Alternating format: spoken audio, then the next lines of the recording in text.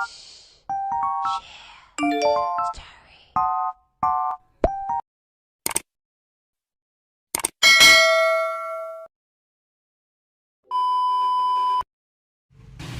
guys, good morning. It's Thursday and katatapos ko lang din guys mag-prepare. So, samahan niyo ako guys na pumasok na sa work.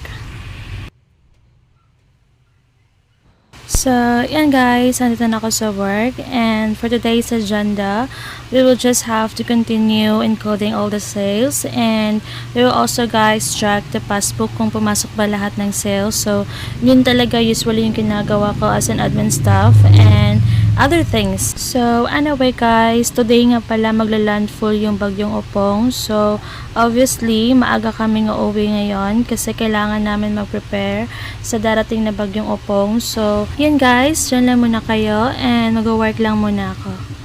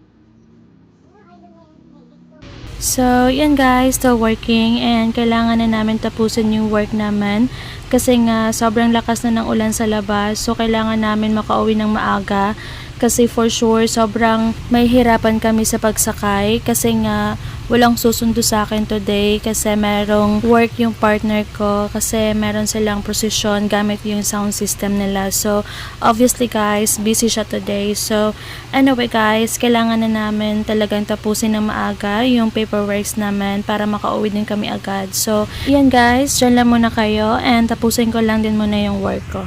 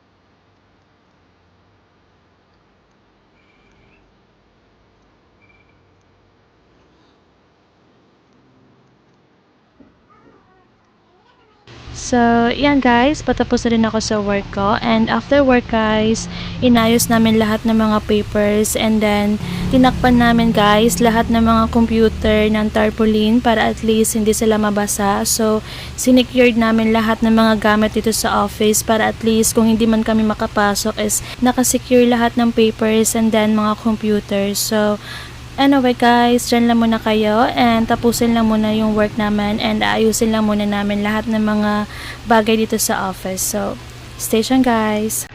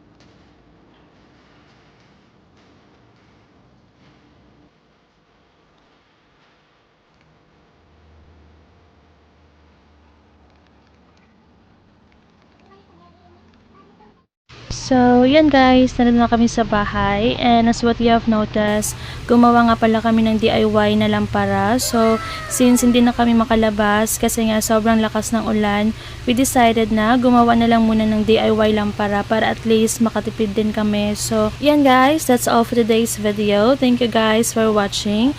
Please don't forget to subscribe my YouTube channel.